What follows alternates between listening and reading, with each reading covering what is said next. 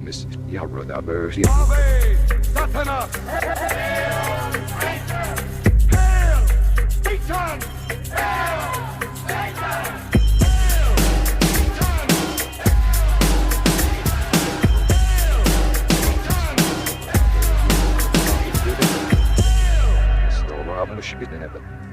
Greetings, heathens. Welcome to Hail Satan. This is the podcast exploring Satanism, culture, and life in general through the eyes of modern Satanists. My name is Joseph Rose, and I will be your host today. I'm a member of an amazing independent congregation called Satanic Delco, and we welcome members from anywhere in the world.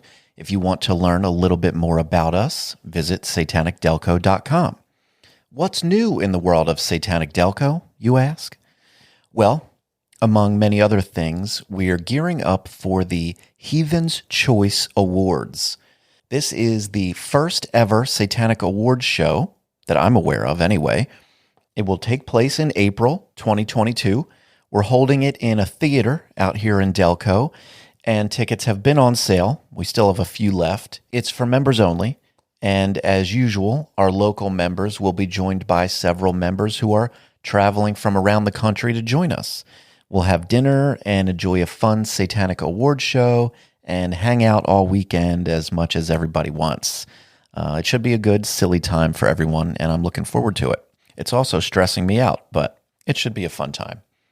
Today, I'm going to answer a bunch of questions that have come in through email and Facebook and everywhere else. First, let's acknowledge some lovely people that have joined us on Patreon.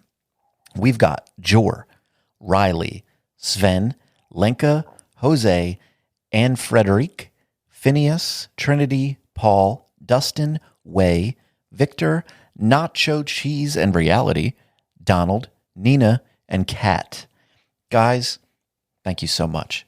I love to see new people joining up with us all in Satanic Delco, and I appreciate your support very much, of course. If you have a moment, please visit the website at hailsatanpodcast.com. You'll find links to join me on social media, send me an email, and a link to join up with the whole Satanic Delco gang on Patreon. We have different tiers to choose from with various benefits, including the amazing Greetings from Hell Satanic Postcard of the Month Club. This is the most direct way you can support me and the show. If you'd like to do that, just visit hailsatanpodcast.com. All right, let's get right into some of these questions. First up, we've got a couple voice messages from our man Six in the UK. Hi, Joseph. Hail Satan podcast. Have you ever had to deal with someone passing away, death? And how would a Satanist deal with that?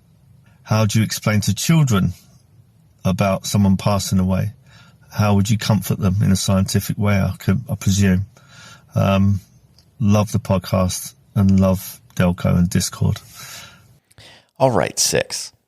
I've had quite a bit of death happen around me. I lost a friend for the first time when I was around 17, maybe.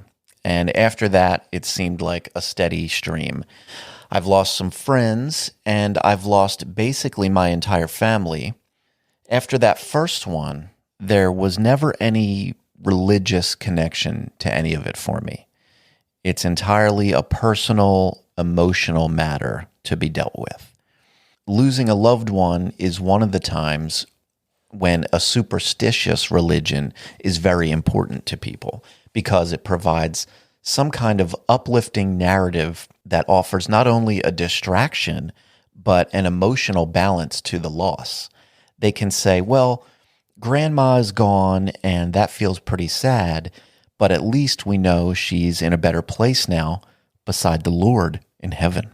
And I can't relate to that in a direct way because I'm burdened with the knowledge that none of that is true. Grandma is now no more than a pile of ash or a carcass rotting away in the dirt. She is no more important to the universe than any dead fox or squirrel or bug you might see on the side of the road. Is that depressing? It can be. But the earlier in life that we get accustomed to reality, the more prepared we are to deal with it when we're faced with these difficult moments. And 6 asked about helping children to deal with these things and using science. And that's definitely the way to go.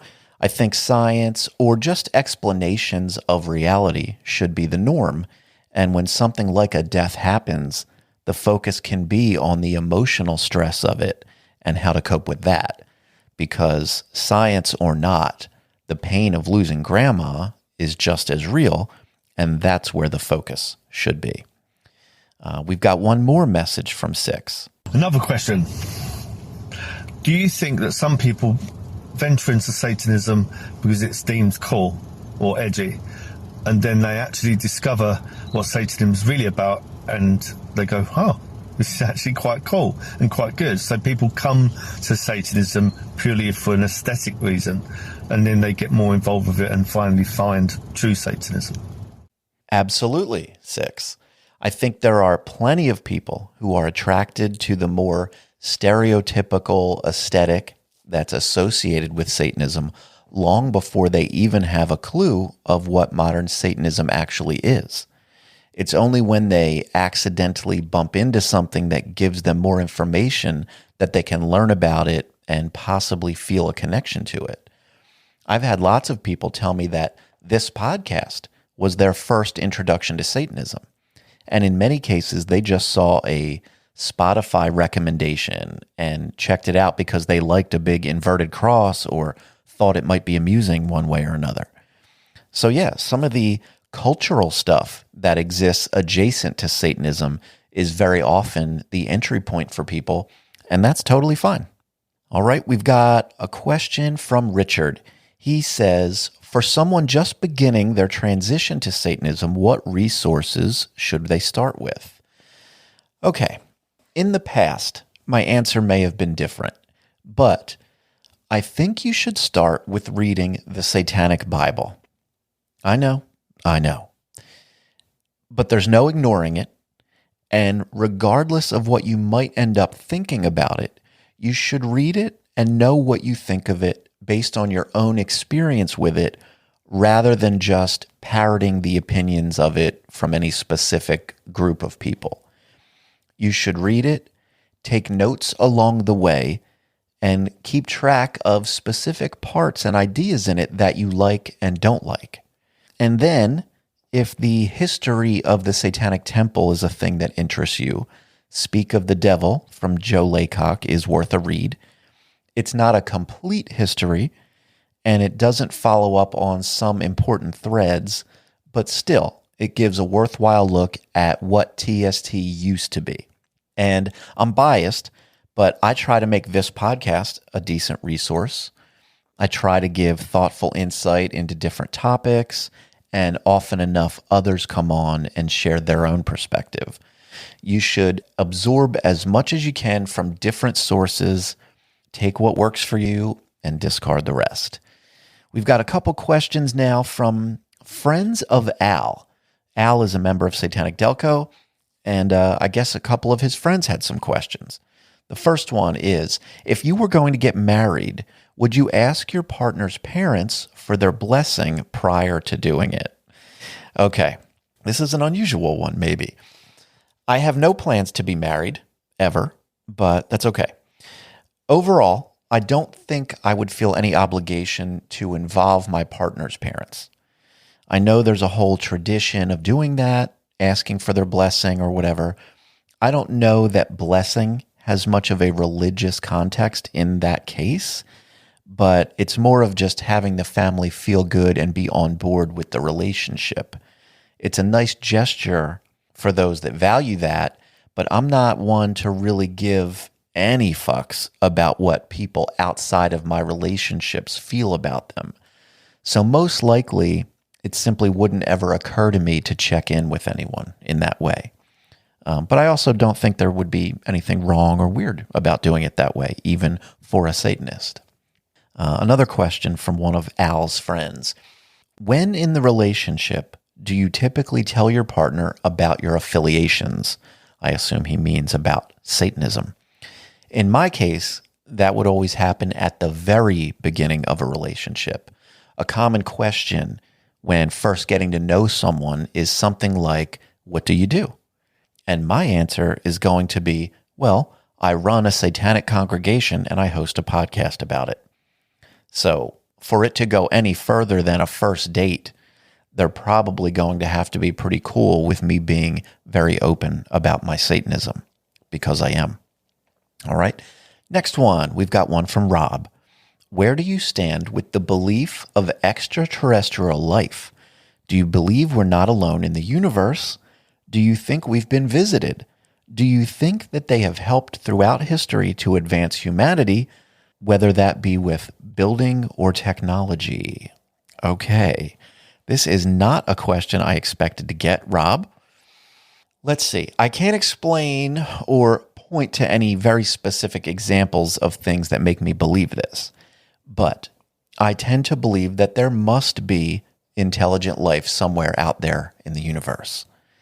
I think that based on the vast nature of the known universe, it just feels like there must be something going on out there, right? As for us being visited or aliens helping humans, I don't know about all of that. But if aliens are going to come visit us, I'm here for it. I love space shit in general, and I would be way into some aliens hanging around as long as they were cool about it. Next up, we've got a couple from Linda. Many people have been credited with contributing to modern Satanism, but who dates back the farthest? It's been said that modern Satanism or contemporary Satanism is marked by self-identifying Satanists codifying their own philosophies, values, and rituals in the name of Satan. To my knowledge, there was no organized, self-identifying Satanism happening in modern times before Anton LaVey started his Church of Satan. Without the Church of Satan, there would be no Satanic Temple. The Church of Satan is where so many modern Satanists began, including myself. So I would definitely credit Anton as the beginning of modern Satanism. And another question from Linda. There's other podcasts that I listen to that have TST members on. Would you ever go on their podcasts or have them on yours? For example, last podcast on the left gave you a shout out for Hero of the Week a while ago. Yes, I heard that, and that was very cool of those guys. I would be happy to go on other podcasts if I felt like it could be an interesting or fun conversation. I certainly don't have any that are ruled out. And I'm also pretty open to having people on this show when it makes sense. People that are closely tied to the Satanic Temple aren't really allowed to come on, but on my end, it would be all good. I'd be happy to have them on. Thank you, Linda. Who's next? We've got Sean. He writes, hopefully not too silly for Ask a Satanist episode, but I was wondering, what does a Satanist say when someone sneezes? Good question, Sean. We can't just be running around blessing people when God isn't even real, can we? But yet, that's exactly what I do. Most often, if someone sneezes, I will say, bless you. If I'm around friends who obviously know the deal, I might exaggerate it a little bit and give them an extra kind, may God bless you and your eternal soul, or something like that. Bless you is just kind of a built-in habit at this point, and I don't have the free mental capacity to care enough about that to work on changing it. It serves the purpose. All right, next up we have Forrest. Where do Satanists stand on topics such as suicide and self-harm? How should we treat this kind of information when we receive it, not only from strangers, but also from close friends and family? What about if it is our own selves as individuals? Like most, I grew up around the notion that it was bad and a sin against God himself, and you would be punished eternally for it. Well, this is one that I've thought about a lot over the years. Right off the bat, we can ignore the sin against God factor. For Satanists, that isn't a factor, and for other people, I guess that's their business to work out. But aside from that, there's two parts to this one. The first is the obvious compassion toward others as it relates to their mental health and their situation. There are a million reasons why people get depressed, and often enough, some people can be sad or depressed in a way that makes them consider ending their own life. This can range anywhere from my boyfriend broke up with me up through I have a terminal illness and life is going to remain painful and unbearable until it inevitably kills me. So when we know a friend or loved one is struggling emotionally in this way, I think our priority should be to show them compassion and make a reasonable effort to console them. Let them know that you're there to be a good friend and allow them an opportunity to express themselves. If it feels reasonable, or even if it doesn't, it can't hurt to remind your friend that professional help is an option. A suicide helpline, or more broadly, the idea of seeking therapy. Now, the other part of this is when it relates to one's self, like you mentioned. I am a big believer in one's right to die. The internet says the right to die is a concept based on the opinion that human beings are entitled to end their life or undergo voluntary euthanasia. Proponents typically associate the right to die with the idea that one's body and one's life are one's own, to dispose of as one sees fit. It's funny, that sounds a bit like a certain satanic tenet that I know of. I don't think anyone should be forced to be alive. If you're an adult, I feel like you should be free to end your life for essentially any reason. I know that may sound strange to some people, and I understand that. Good question, Forrest.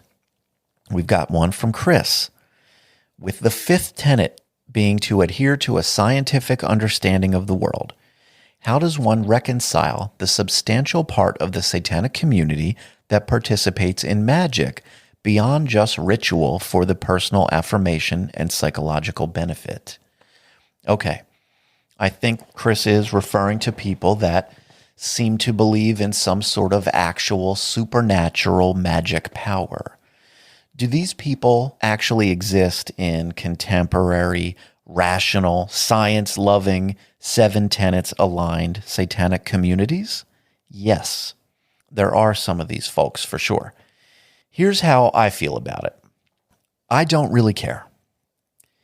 I used to draw more of a hard line on that stuff, but in the context of a satanic community where people are sharing and helping one another and forming relationships and having debates, I've softened my stance over time. On paper, it's definitely not an exact fit.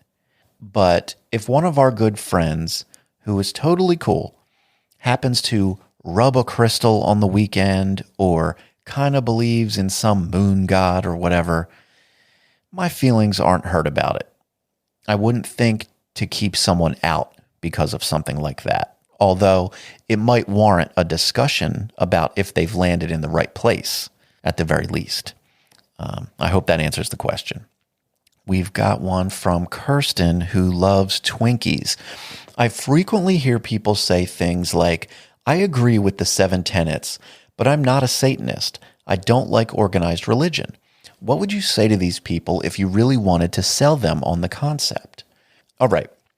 I think I may have spoken about this before, but everyone is really accustomed to terms like religious, but what they're really referring to in most cases is Christian.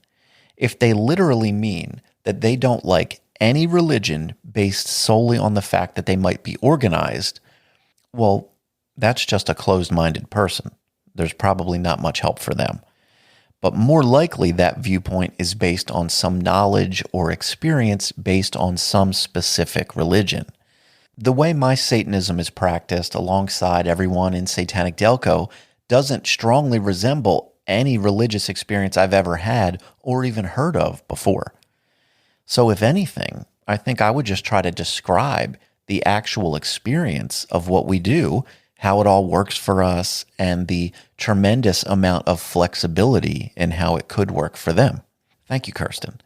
We've got Marcus up next. So this is a question I got from several people over time here and there, and I never really paid it much mind. But the exact way it was worded this time is, y'all are like a cult, right? All right. And I like this one. Obviously, talk of satanic cults is nothing new.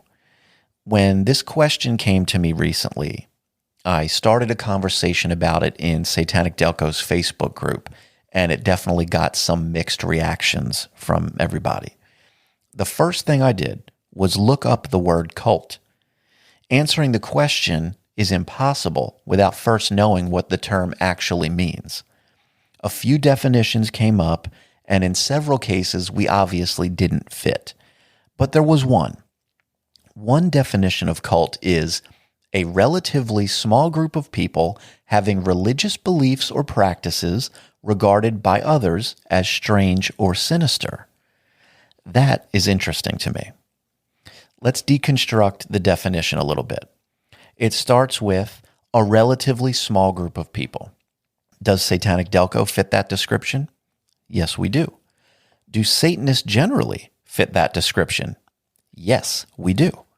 I think there's no debate about the fact that when compared to most any noteworthy world religion, we're a very small group of people.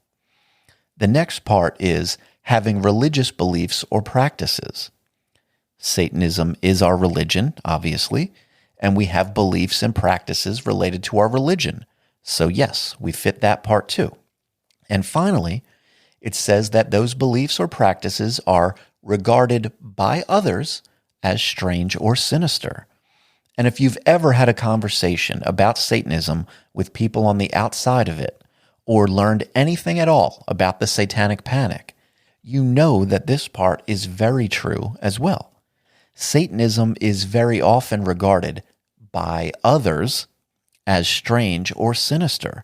So yes, without a doubt, according to the very definition of the term, Satanic Delco, the Satanic Temple, Church of Satan, and Satanism at large fits the definition of a cult, as defined as a relatively small group of people having religious beliefs or practices regarded by others as strange or sinister. Now, I'm well aware of the fact that in casual use, the term cult comes with a negative connotation. It conjures images or memories of things like Heaven's Gate, the Manson family, the Branch Davidians, or Jonestown. These are examples of something bad. But those specific examples don't define the word. Use another word as an example. How about people? Let's use the word people. Who are some people? Again, we have Charles Manson. We have people like Jeffrey Dahmer, Adolf Hitler, Saddam Hussein, Morrissey. These are specific examples of people. But despite those bad apples, you wouldn't deny that you are also a person or part of the collective people, right? Personally, I don't care if the term cult is used or not. It doesn't scare me or offend me or hurt my feelings at all. I find it kind of fun and empowering to own the word, just like we own the traditionally evil perception of the character Satan. All right? Chris is next up. I've been seeing lots of talk about the lack of financial transparency in the Satanic Temple. Can you give some insight as to where the money goes? And on that same topic, how does Satanic Delco handle its finances? Oh yes, this is a popular question, always. The old, where does the money go? I'll start with the Satanic Temple since that's a much more complicated organization. But to be honest, I'm going to quickly scratch the surface on this. The TST stuff is exhausting and it rarely makes me feel good, so I'm not going to spend too much energy on it. First of all, the thing that you know as the Satanic Temple is actually a collection of many different companies. Some of those are the for-profit United Federation of Churches, LLC, which is doing business as the Satanic Temple. Then there is a nonprofit, Reason Alliance, Ltd. There is the nonprofit church, the Satanic Temple, Inc., formerly registered as the Satanic Temple. Are you confused yet? Don't worry, there's more. There is the for-profit 64 Bridge, LLC, which does business as Salem Art Gallery. Then there is the for-profit Winstonian Enterprises, Ltd., which is the owner and operator of the Satanic Estate and TST's virtual headquarters. And then there is the for-profit Sinophobia, LLC, which is the owner of the SatanicTemple.tv. If this kind of information interests you, there is a website at the.satanic.wiki. You can dig around on there if you'd like. There is a lot more detail available if you care about that kind of thing. We could get into the campaigns and lawsuits, but I'm not really interested. Where does the money go? Your guess is as good as mine. Now, as for Satanic Delco, it's much simpler. The real, honest, most accurate answer is, it's no one's fucking business. That's the truth. However, because, like so many of you, I do wish the Satanic Temple provided some financial transparency. So, in order to practice what I preach or whatever, I will discuss it. I am one guy. I'm a single father, and my full-time job is the Hail Satan podcast and Satanic Delco. I have two primary sources of income. One is my Patreon account for this podcast, and the other is my online shop. If I make a t-shirt or a keyring or something, I put it in the online shop, and I hope that it interests a few people enough to purchase it. Then I pay for the packaging, the shipping, and I march my ass down to the post office and I send it. When Satanic Delco does some sort of charitable action, obviously any funds raised go toward that specific thing. There's basically 3 different ways that can work, depending on the type of charity we're doing. One way is a direct fundraiser. An example of that would be the American Foundation for Suicide Prevention that we did recently. When we did that one, the money just goes straight from the donors to the AFSP. No money ever comes to us at all. So that's really simple. A different example would be the collection we did for the Domestic Abuse Project. In that case, we were collecting items. So people were purchasing the needed items and having them sent to us. Once we had all the items, we organized and packaged them and then delivered them to the organization in person. And then the last kind would be something like the Outsider Achievement Award. In this case, we raise money in a publicly visible manner using an online fundraising platform, completely transparent. At any time, you can go to that site and see how much has been raised. Once it's over and the awards have been given, we document that, and whenever possible, we also have a third-party media outlet documented as well. And that's it. It's a pretty simple, streamlined operation for Satanic Delco. There is no mystery as to where the money goes. And I think I will stop here. Thank you to everyone who sent in some questions. If I didn't get to yours this time, it may pop up on a different episode, and you can always feel free to send in more at any time. Take a moment to visit the website if you'd like at hailsatanpodcast.com. Stay safe out there, please, and hail Satan.